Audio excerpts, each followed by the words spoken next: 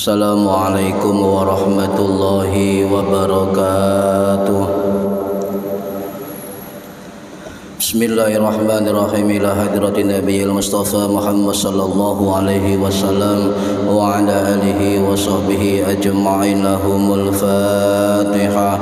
A'udzu billahi minasyaitonir rajim. Bismillahirrahmanirrahim. Alhamdulillahi rabbil alamin arrahmanir rahim maliki yaumiddin. Iyyaka na'budu wa iyyaka nasta'in. Ihdinas siratal mustaqim siratal ladzina an'amta 'alaihim ghairil maghdubi 'alaihim waladdallin. Rabbi ighfirli wa liwalidayya amin. Hadiyatan minna ila arwahi masyayikhina wa li muallimina wa li murabbi ruhina wa liman ajazana wa li mursyidina wa li muassis nahdlatil ulama ajma'in wa li awlid sa'ati wa li sama ajma'in, khususan ila ruhi sultanil awliya Syekhul Qadir Al-Jilani radhiyallahu anhu, wa khususan ila ruhi musannif kitab Sulamut Taufiq Al-Alamah As-Sayyid Al-Faqih Al-Syekh Abdullah bin Husain bin Tahir bin Muhammad bin Hashim Ba'alawi wa usulihim wa furu'ihim wa azwajihim wa dhurriyyatihim wa ahli silsilatihim wa muridihim wa muhibbihim wa jam'iyyatihim wal akhidina minhum syai'uli lailana wa lahumul Fatihah. A'udzu billahi minasyaitonir rajim. Bismillahirrahmanirrahim. Alhamdulillahi rabbil alamin arrahmanir rahim maliki yaumiddin. Iyyaka na'budu wa iyyaka nasta'in. Ihdinas siratal mustaqim siratal ladzina an'amta 'alaihim ghairil maghdubi 'alaihim waladdallin. Rabbi ighfirli wa liwalidayya amin. Thumma ila abaina wa ummahatina wa jaddatina wa jaddatina wa ila ruhi man fataha hadhil qaryah wa man aqamaha wa li jami'il muslimina wal muslimat wal mu'minina wal mu'minat al ahya'i minhum wal anwat, khususan ila arwahi ahlil kubur man hadhara fi hadzal majlis ghafarahumullah lahumul Fatihah. A'udzu billahi minasyaitonir rajim. Bismillahirrahmanirrahim. Alhamdulillahi rabbil alamin arrahmanir rahim maliki yaumiddin. Iyyaka na'budu wa iyyaka nasta'in. Ihdinas siratal mustaqim siratal ladzina an'amta 'alaihim ghairil maghdubi 'alaihim waladdallin.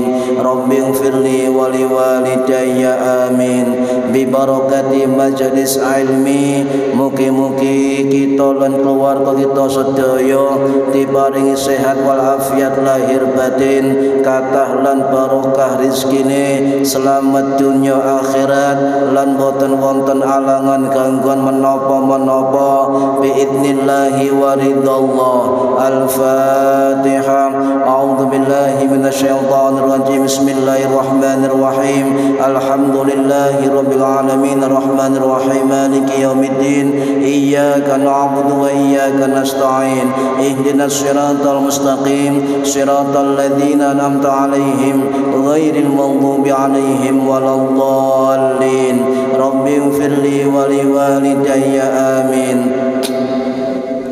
A'udzu billahi minasyaitonir rajim. Bismillahirrahmanirrahim. Alhamdulillahi rabbil alamin. Allahumma shalli wa sallim ala sayyidina Muhammadin wa ala alihi wa sahbihi ajma'in. Wa la hawla wa la quwwata illa billahil aliyyil azim. Amma ba'du. Ingkang kula hormati para bapak, para ibu, jamaah rutin pengajian kitab Sulamut Taufiq setiap hari Senin ba'da maghrib di Masjid Jami Al-Kautsar Indra Kebomas Gresik. Mudah-mudahan yang hadir mendapatkan barokah, manfaat, maslahah wa ni'mata wassalamah wassa'adah wasyafa'ah fid dini wad dunya wal akhirah. Amin ya rabbal alamin. Monggo yang belum niat diniati ngaji golek ilmu lillahi ta'ala lan diniati iktikaf fi hadzal masjid lillahi ta'ala. Para hadirin ingkang minulya, halaman 38. Bismillahirrahmanirrahim. Faslun utawi iki fasal iku minal wajibati setengah saking pira-pira perkara kang wajib al qalbiyati kang bangsa ati. Al imanu utawi iman billahi dumateng Gusti Allah wa bima ja'alan kelawan barang kang teka apa ma anillahi saking Gusti Allah. Wal imanu bi rasulillahi lan iman dumateng utusane Gusti Allah. Wa bima ja'alan kelawan barang kang teka apa ma an rasulillahi saking utusane Gusti Allah. Wa tasdiqu lan benerake, wal yaqinu lan yakin, wal ikhlasu lan ikhlas. Wa huwa utawi ikhlas iku al amalu lillahi amal krana Allah wahdahu swijine Allah. Wan nadamu lan ketun sapa wong alal maasi ing atase ngelampahi maksiat. Para hadirin ingkang minulya, nerusaken tema Senin yang kemarin tentang wajibatil qalbiyah, kewajiban hati yang harus kita laksanakan untuk menggapai ridha Allah Subhanahu wa taala. Kalau wingi sampun membahas tentang al-imanu billah dan al-imanu bi rasulillah.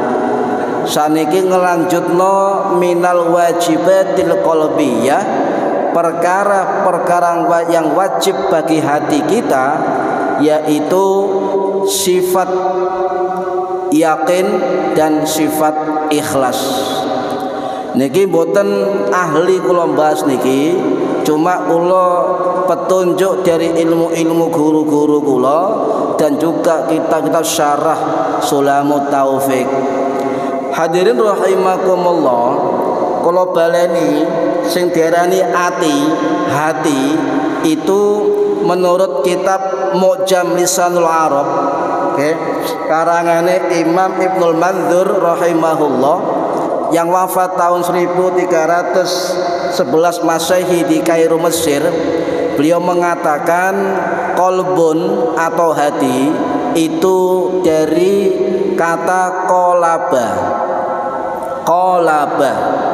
Sedangkan qalaba itu maksudnya adalah tahwilus syai. Napa niku tahwilus syai? Adalah membolak-balikkan sesuatu. Jadi ati niku bolak-balik, kadang kenceng, kadang kendo, kadang sadar, kadang gak sadar, kadang eling pangeran, kadang gak eling pangeran. Nah niki. Lah, qalaba juga dimaknai yang sama dengan dari kitab Al-Mu'jamul Wasit karangannya Profesor Dr. Syekh Syauqi Dhaif rahimahullah yang wafat tahun 2005 Masehi di Mesir yang lalu. Beliau juga mengatakan qalbun dari kata qalaba yang artinya membalik-balikkan sesuatu, artinya juga mengganti-ganti sesuatu, sifatnya berubah-ubah. Niku hati, Pak. Kenapa hati berubah-ubah? Sebab hati kita ini, hati itu letaknya di mana? Hati itu letaknya adalah di dada kiri, 2 jari dari susu kiri. Niki nggih. Letak hati itu 2 jari di dada sebelah kiri, 2 jari dari susu ini hati. Ya, letaknya hati. Qalbun, kalau tengah sini adalah sirrullah. Sini adalah roh, ya. Ada 7 latifah yang disebut dalam ilmu tasawuf. Nah, tempatnya niat, Pak. Hati kita tempatnya niat, tempatnya kehendak, tempatnya maksud, tempatnya keinginan. Dan ini kemudian keinginan, maksud dan sebagainya niku kadang bolak-balik, nggih, kadang bolak-balik. Jadi mboten kaget ketika melihat orang itu kok ketok kenceng kemudian kendo, mari kendo kemudian kenceng ibadahe, nggih. Jadi hati inilah yang kemudian memfilter tentang baik buruknya orang. Setinggi apapun jabatan yang dimiliki, seluas apapun ilmu yang dimiliki, itu tergantung filternya ada di hati. Ada di hati. Sebab di hati inilah Allah juga memasukkan hidayah kepada kita. Di hati inilah tempatnya bersemayam iman kepada Allah. Rukun iman itu di dalam hati.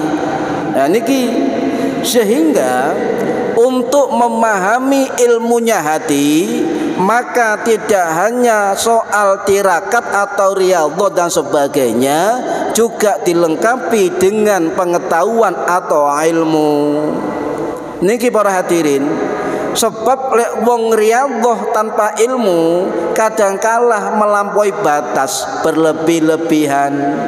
Niku sampeyan tingali lek tiang-tiang tirakat, tiang-tiang ngelakoni dan sebagainya, tetapi tanpa dasar ilmu yang kuat, maka kadangkala berlebih-lebihan. Niki, nah berarti hati kita niku transendental, cara ilmiah transendental. Apa itu transenden?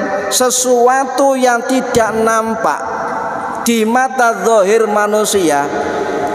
Jadi manusia, saya melihat hatinya si A, si B, si C tidak bisa.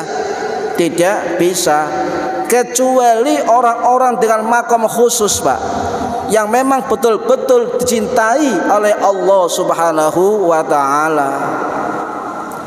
Niki, jadi tidak semua orang bisa untuk melihat standar hati masing-masing manusia. Dan yang juga dimaknai kolbun hati, itu juga ruang bagaimana menerima dan memahami kebenaran. Itu hati, Pak, bukan pikiran, bukan otak. Semua ada di hati. Ya, hati. Contoh ngeten. Hati kita ini tempat kebenaran. Contoh, hati kita ini tempat kebenaran.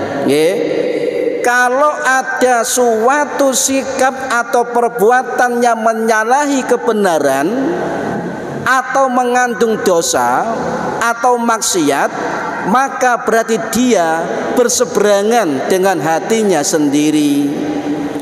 Jika berseberangan, maka muncul gesekan-gesekan yang berupa kegelisahan, kekhawatiran, ketidaknyamanan. Ini selalu menolak hati dengan segala bentuk kesalahan dan dosa. Pasti niku. Insya Allah masing-masing orang pernah mengalami. Jika ada perbuatan yang mengandung dosa, mengandung kesalahan atau jenengan maksiat, pasti hati akan menolak dengan sendirinya. Dalam bentuk apa? Dalam bentuk kegelisahan, dalam bentuk kekhawatiran, dalam bentuk ketidaknyamanan. Itu betul, pasti itu, Pak. Karena bertolak belakang dengan hati kita. Apalagi perbuatan yang mengandung dosa, langsung hati ini menolak dalam bentuk itu, ya, dalam bentuk ketidaknyamanan. Sebab Gusti Allah dawuh, ya, kalau orang sudah melakukan perbuatan dosa atau kesalahan atau keburukan kejahatan dan hati menolak, maka itu pertanda hatinya buta. Hati buta. Ya. Afalam yasiru fil ardi, maka apakah mereka berjalan di muka bumi, fatakuna lahum qulubun yaqiluna biha, lalu mereka mempunyai hati yang dengan itu mereka memahami. Ya. Jadi qulubu yaqiluna biha. Hati itu untuk memahami. Wala wa au adzanun yasma'una biha, atau punya pendengaran, ya, punya telinga untuk mendengar kebenaran. Fa innaha la ta'mal absaru. Mereka sungguhnya mereka tidak buta pandangannya, matanya, walakin ta'mal qulubul lati fis sudur, tapi mereka buta hatinya di dalam dada. Nah, sampai Allah punya istilah adalah apa? Ta'mal qulubul lati fis sudur. Yang buta adalah hatinya yang berada di dalam dada. Berarti hati itu apa? Qulubu yaqiluna biha. Hati itu fungsinya juga untuk memahami. Memahami apa? Termasuk memahami kebenaran, termasuk memahami kekuasaan Gusti Allah dan lain sebagainya. Karena kita diberi oleh hati oleh Allah, maka nantinya Pak nyun sewu, kalau hati kita nggak konsisten, hati kita tidak istiqomah, hati kita selalu dimasuki oleh unsur-unsur negatif, perbuatan negatif, maka hati itu nantinya oleh Allah akan dimintai pertanggungjawaban. Tidak hanya diri kita, tidak hanya ilmu kita, tidak hanya harta kita, tidak hanya jabatan kita, tidak hanya apapun yang kita miliki, termasuk kaki, tangan, pendengaran, hati, dan sebagainya, semua dimintai tanggung jawab oleh Allah Subhanahu wa ta'ala. Wala taqfu ma laisa laka bihi ilmun. Ya, Allah dawuh, dan janganlah kamu mengikuti apa yang tidak kamu mempunyai ilmu tentang suatu hal, tentang itu. Allah dawuh, wala taqfu ma laisa laka bihi ilmun. Janganlah kamu mengikuti apa yang tidak kamu ketahui tentangnya. Jadi ini maksudnya, kalau kita tidak memahami sesuatu, bukan bidangnya, bukan keahliannya, maka jangan kemudian memaksakan diri untuk melakukannya, sebab pasti mengandung banyak kesalahan. Niki dawuh Gusti Allah. Jadi perlu sadar diri. Kenapa Allah dawuh, ojo melok-melok sesuatu yang kamu tidak faham ilmunya. Niki dawuh Gusti Allah. Sebab panjenengan kalau ikut-ikutan sesuatu yang tidak kita ketahui ilmunya, secara zahir manusia akan mengikuti sampean, tetapi hati sampean akan was-was. Kenapa? Wedi ditakoki wong ketika terbuka sesuatu yang tidak diketahuinya, was-was, gelisah dan sebagainya. Inilah objek pertama muncul penyakit hati, Pak. Allah pun pesen niki, bukan tidak tahu ilmunya, jangan ikut ya, karena tidak tahu ilmunya. Nah, wedi ketahuan nggak punya ilmu, akhirnya nyun sewu ta'awur, ya, ngawur. Kudu ngene, padahal tidak ada ilmunya, hatinya terus gelisah. Wedi konangan lek gak ngerti ngoten, Pak. Ini hati-hati. Ya. Kemudian Allah dawuh, innas sam'a wal basara wal fuada. Satemene apa pendengaran, wal basara penglihatan, wal fuada hati, ya. Kullu ulaika kana anhum mas'ula. Setiap itu semua akan dimintai tanggung jawab oleh Allah Subhanahu wa ta'ala. Perbuatan-perbuatan yang tidak sama dengan hati kita, semua dikunci, hatinya ngomong nggak sama. Ini ya, kegelisahan tidak terjadi di dunia, juga kegelisahan, ketakutan, kekhawatiran juga ada nanti kita di akhirat kelak, akibat hati kita itu mengikuti sesuatu yang tidak punya ilmunya. Para hadirin rahimakumullah, sakniki ngeten bagaimana cara mengetahui ketika ada suatu pandangan masuk dalam hati kemudian menjadi perbuatan. Niki kalau terangkan, kalau saya belajar niki cek lebih paham malih. Jadi ketika terselip suatu pikiran tertentu kemudian menjadi perbuatan, itu ada 5 tahapan Pak yang melibatkan hati kita. Dan kita faham ilmu ini ketika pada tahapan yang ketiga kita tolak, bisa sakit ditolak lek semerep ilmune. Lah niki diterangkan kali para ulama ahli-ahli tasawuf, ahli-ahli hikmah, ahli tasawuf.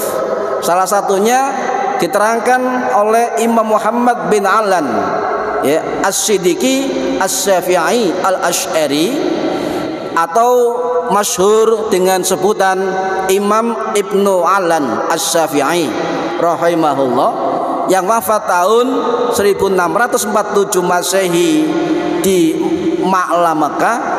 Beliau wafat usia 61 tahun. Dalam kitab Dalilul Falihin ila Turuqi Riyadhis Shalihin, dan juga ada keterangan kitab lain yang hampir sama dari Imam Ibnu Nujaim Al-Hanafi rahimahullah, yang wafat tahun 1563 Masehi, dalam kitab Al-Asbah wan Nadhair, dan banyak ulama yang lain. Beliau mengatakan, wa'lam innalladzi yaka'u fin nafsi min qasdil ma'siyati au ta'ati khamsi maratibi. Ketahuilah bahwasanya ketika hati ada kehendak untuk maksiat atau kehendak untuk taat, maka akan melewati 5 tahapan, 5 fase, 5 tingkatan. Yang pertama adalah sing jenenge al-hajisu, hajis. Al-hajisu, hajis niku lintasan awal Pak. Lintasan pertama embuh toko pandangan mata, embuh toko kerentek hati, embuh toko ngelamun, embuh toko objek apapun melintas dalam pikiran. Itu tahapan al-hajis, melintas. Kemudian kalau lintasan itu nyantol Pak, lek melintas lali, sudah selesai.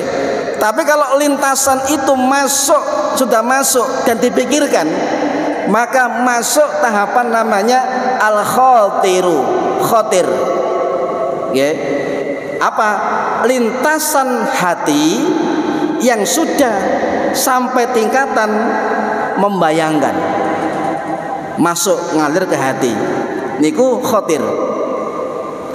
Setelah membayangkan sesuatu objek atau ingin melakukan suatu objek, entah itu maksiat, entah itu taat, kemudian orang ini mempertimbangkan apakah saya mau melakukan atau tidak. Sudah dipikir, maka itu masuk pada lintasan yang ketiga, namanya haditsun nafsi. Lintasan yang sudah masuk dalam hati. Jadi sudah ada berpikir, dilakoni apa enggak, dilakoni apa enggak, 50-50, 50-50 ya. Itu lah, jadi berpikir lanjut apa tidak ya.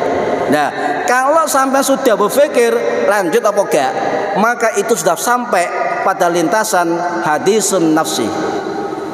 Nah, kemudian yang keempat, wis pertimbangan melakukan atau tidak, maka kuat untuk melakukan atau kuat untuk tidak melakukan, ya, belum sampai 100% itu masuk lintasan al-hammu, ya, al-hammu. Ada keinginan untuk mewujudkan, masuk keinginan, wis kuat, tapi belum 100%, itu al-hammu, belum dilakukan, ya, belum dilakukan. Kemudian setelah al-hammu memutuskan, wis tak lakoni atau tak tinggalkan, tak kerjakan atau tidak sekerjakan, tak sopo, gak tak sopo, nah, tak jawab, gak tak jawab, misalnya ya, salam utawa gak, marani utawa gak. Nah ini termasuk itu pilihan-pilihan. Nah kalau sudah melakukan dan mantap pilihannya, maka itu namanya al-azmu atau al-azamu, azam, tekad yang kuat untuk melakukan, ya, dari pilihan al-hammu tadi 100%. Nah ini berarti kalau sudah tingkatan hadisun nafsi, Pak, pertimbangan maju apa gak, nyopoh apa gak, jawab apa gak, terus apa gak. Nah ini harus dipertimbangkan masa-masa betul. Kalau sudah masuk ke lintasan al-hammu, sulit untuk ditinggalkan. Makanya ketika tahapan ketiga ini, masukkan istighfar. Pertimbangan maju, tidak, maksiat, taat dan sebagainya, masukkan istighfar. Biar tidak masuk ke al-hammu, bahkan ke al-azmu. Nah ini banyak pertimbangan yang harus kita lakukan. Contoh ngeten, Pak. Contoh wis, ketika orang mau berzina, contoh nggih, delok HP, jadi kan, swing, ono wong ambung-ambungan, terlintas kan? Terlintas. Itu sudah masuk al-hajis, Pak. Jadi suatu objek bayangan, pikiran, perkataan, pendengaran, ketika masuk sudah proses al-hajis, masuk. Kemudian mengalir nang hati, membayangkan, dane yo misalnya, itu masuk dalam al-khatir. Kemudian delok wong kok enak misalnya nggih, nglakoni dosa ngoten niku, karo wong gak ketok wong gak wong misalnya, wah enak paling nglakoni, ya, dilakoni gak ya, zina gak ya, wong gak wong kok. Nah, ini masuk hadisun nafsi. Nggih. Kemudian banyak pertimbangan, konco teko, gak wani kon, ngono gak wani misalnya, ngono gak wani, licik, apa macam-macam, setan masuk, macam-macam masuk, kuat keinginan, aku tak zina, misalnya, batalkan kan, tak zina. Lah kemudian melakukan itu sudah masuk al-azmu. Makanya sebelum tahapan hadisun nafsi, Pak, pertimbangan ngelakoni apa gak, terus apa ndak, tahapan ketiga masukkan istighfar, ta'awud kepada Allah Subhanahu wa ta'ala, minta hidayah, minta pertimbangan. Ihdinas siratal mustaqim, iyyaka na'budu wa iyyaka nasta'in, ihdinas siratal mustaqim, Allahumma hdini ya Allah, Allahumma hdini. Ya boleh dungo-dungoten supaya hati kita enggak masuk dari hadis nafsi menuju ruang al-hammu, apalagi al-azamu. Tadi nggih, ini lintasan hati. Contoh ngoten prosesnya untuk dari mulai bayangan sampai pada melakukan. Nah, kalau azam, kehendak kuat, tekad ini masih dalam taraf niat untuk tekad melakukan, ya. Kalau taat berpahala, kalau dosa cancel dulu. Nah itu rahmati Gusti Allah. Nah niki para hadirin rahimakumullah. Makanya ketika orang berpendapat untuk melakukan taat, meninggalkan maksiat ketika pertimbangan hati, maka menurut para ulama tasawuf itu termasuk dia mendapatkan rahmati Gusti Allah. Ketika kita ingin melakukan kejelekan, Pak, sudah tekad kejelekan, tiba-tiba ada faktor tertentu yang kemudian nggak jadi melakukan, maka sampean mendapatkan rahmat Gusti Allah. Nah, kebalikannya, yo siksa, azab dan sebagainya. Makanya iman itu penting, Pak. Hati ini ya, tasdik membenarkan dengan hati, dengan amal, dengan perkataan. Ini satu kesatuan. Tasdik, takrir ya, mengucapkan dengan lisan, dan ta'malun, ta'mal, melakukan. Nah, melakukan hasil dari iman dalam hati, membenarkan dalam hati, itu harus didukung dengan sifat-sifat yang bernama yakin dan ikhlas. Yakin dan pasti, bukan sangkaan, bukan praduga, okay? Bukan praduga. Nah, makanya apa sih yang namanya yakin itu, Pak? Masuk yakin, okay? Al yakinu itu artinya terang dan nyata. Ini bahasanya ngoten. Al yakinu artinya terang dan nyata. Itu wilayah bagian hati yang dalam, Pak. Yakin itu. Tetapi keyakinan itu walaupun ada di dalam hati yang terdalam terkait iman, tasdik, membenarkan, tetapi perbuatan tasdik, yakin, itu bisa dilihat dari pembuktian empirik orang yang melakukan, ya, bisa dilihat.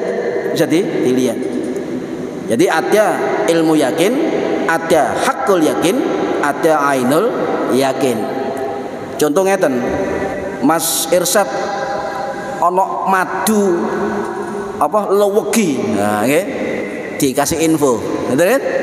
Maka sampai mengetahui ada madu yang manis. Maka itu kata Buya Hamka contoh sebagai ilmu yakin. Oh, aku yakin madu manis, ya.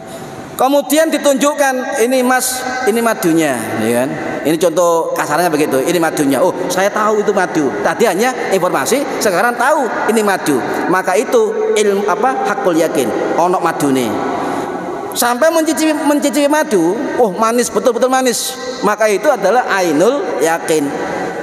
Ya. Kalau dijelaskan secara tasawuf sulit, Pak, ruwet. Contoh begitu. Jadi tingkatan yang paling tinggi kata Buya Hamka ini semerep namanya Mbak Hamkan apa? Buya Hamkan apa? Hamkan apa singkatannya? Haji itu sentuhan sentuhan lali. Abdul Malik Karim Amrullah, Buya Hamka, sing wafat tahun 1981 Masehi. Beliau mengatakan tingkatan yang paling tinggi aspek komitmen terhadap pengetahuan dan hati. Oh ya. Aspek ilmu dan hati. Ya, ilmu dan hati seiring, Pak. Tidak bisa kita memberdayakan hati kita tanpa ilmu. Makanya ada torekoh, ya, kurikulum tazkiyatun nafas. Ada torekoh. Masing-masing torekoh berbeda-beda kurikulumnya. Ini maksudnya begitu. Jadi antara ilmu dan hati beriringan, ya, bersatu dalam amaliyah pribadi manusia yang disertai dengan sikap akhlakul karimah. Ilmu, hati, akhlak. Satu kesatuan ini, Pak. Ilmu, hati, akhlak. Orang punya hati, oke. Semua nggak ada hati, punya hati. Tapi nggak semua orang yang punya hati punya ilmu. Dan yang punya ilmu belum tentu mencerminkan akhlakiyah, akhlakul karimah. Sebab hati kadang-kadang nggak konsisten. Mata zahir kita sering terjebak. Ada amal-amal ketaatan, amal-amal jihad, amal-amal mujahadah, amal-amal apapun yang baik, ya, secara zahir manusia amal ketaatan, tetapi hatinya penuh dengan dengki, dendam, hasud, benci, bahkan menyebar fitnah dan sebagainya. Maka menurut Buya Hamka itu sulit untuk menyatukan dengan tingkatan hati pada puncaknya, menyatukan ilmu, hati, dan akhlak. Sulit. Nah, oleh karena itu, tetapi kita tidak boleh Pak, ada keyakinan yang tidak bisa dibuktikan, tetapi ada khabar dari Allah dan Rasulullah. Napa? Siksa kubur. Ayo yakin gak sampean? Siksa kubur yakin mboten? Azab kubur, surga, neraka, yaumul hisab, nomale mizan. Niku yakin mboten? Kedah yakin, sebab nas Al-Qur'an dan hadis kanjeng Nabi Muhammad sallallahu alaihi wasallam. Niku yakin, Pak. Jadi yakin tempatnya di hati disertai dengan ilmu dan akhlakul karimah. Wong lek yakin tok, yakin awake dhewe itu, bukan yakin dengan ilmu beda loh, Pak. Orang yakin dengan nafsunya itu sering menyalahkan. Tapi orang yakin dengan ilmu itu banyak pertimbangan dan kehati-hatian. Ini filternya, Pak. Kalau tanpa ilmu, keyakinannya itu nafsu. Tapi dengan ilmu, keyakinannya itu adalah banyak pertimbangan dengan penuh kehati-hatian. Maksudnya adalah apakah itu pas dengan perintah Allah, maksudnya Allah, apakah pas dengan makna takdir misalnya, makna qadha misalnya, dan sebagainya. Banyak pertimbangan. Sebab semakin orang banyak ilmu, maka dia pasti penuh kehati-hatian. Tetapi bagi orang yang tidak punya ilmu, kadang banyak bicara atau banyak warkan pendapat. Ini beda. Tapi orang akan menyaring, oh itu orang berilmu, ada isinya, dan orang gak berilmu ada isi, tetapi hanya bersifat nafsiyah, nafsunya sendiri. Kita sering terjebak oleh itu kalau babakan ini. Kemudian selain yakin, dan kitab ini dijelaskan ikhlas, al-ikhlasu. Apa itu ikhlas? Wa huwal amalu lillah. Itu adalah amal karena Allah semata. Apakah hanya lillah? Tidak. Di kitab ini ada satu lagi syarat untuk ikhlas. Apa? Wan nadamu 'alal ma'siyah, menyesal ketika berbuat maksiat. Banyak orang ikhlas melakukan kegiatan apapun, tetapi hatinya enggak siap ketika menghadapi sesuatu yang enggak pas dengan hatinya. Akhirnya ikhlasnya hancur lebur oleh tanpa ada meninggalkan maksiat. Contoh ngeten, wong taat ikhlas, kemudian nyun sewu di depannya ada orang yang dianggap orang berilmu, ya berilmu, kemudian ada muncul rasa iri misalnya, maka nggak siap dia. Ikhlas masuk, an-nadamu alal masyah terjadi, hancur ikhlasnya. Ya, hancur ikhlasnya. Akhirnya nyun sewu, Pak, muncul ikhlasnya berkurang, ikhlasnya hancur, maka yang muncul adalah apa? Maksiat hati. Apa maksiat hati? Contoh ngeten, nyun sewu, Pak, nyun sewu nggih. Karena merasa banyak amalnya sehingga muncul pujian, minta balasan, minta pengakuan, ya akhirnya muncul kata-kata aku sudah diwongno tarek, aku sudah dihormati tarek misalnya. Maka itu bentuk cermin dari orang yang gak siap dengan hati yang mengatakan ikhlas secara paripurna, tapi tidak bisa meninggalkan maksiat. Wan nadamu alal maksiyah, tidak boleh itu, Pak. Lebur hatinya, hancur ikhlasnya, kita tinggalkan, ya kita tinggalkan. Istighfar yang banyak ketika ada lintasan hati, ya, libur. Kalau lintasan hatinya positif, alhamdulillah. Kalau lintasan hatinya negatif, istighfar, jangan dilanjutkan. Para hadirin rahimakumullah, niat tulus niku, perbuatan ucapan betul. nggih. Tetapi yang sering kita lupa para hadirin, ucapan perbuatan kadangkala penilaiannya satu sisi saja. Apa? Ketaatan seseorang dilihat dari vertikal, dilihat ketika dia menyembah Tuhan, dilihat dia berzikir kepada Allah, dilihat dia sering baca Quran, dilihat dia sering kebaikan. Tetapi ketika dalam ruang ranah sosial kemasyarakatan, ranah kemanusiaan, ranah hablum minan nas, tidak cocok dengan ranah hablum minallahnya. Nah niki, jadi relasi keikhlasan itu juga masuk dalam ibadah horizontal kepada Allah, juga harusnya masuk kepada hubungan kemanusiaan. Itu adalah perbuatan ikhlas, ya, yang paripurna antara dua aspek, horizontal ke atas kepada Allah dan horizontal kepada manusia. Percuma kita ikhlas dalam ibadah makhluk kepada Allah, tetapi hati kita penuh dengan penyakit hati, maka itu tidak seimbang antara amal vertikalnya dan amal horizontalnya. Kedua-duanya harus sama. Angel ini, Pak. Nggih? Angel. Ya, angel sebab ikhlas urusan hati. Niki para hadirin rahimakumullah. Nggih. Bagaimana kita mengenal ikhlas? Tidak bisa.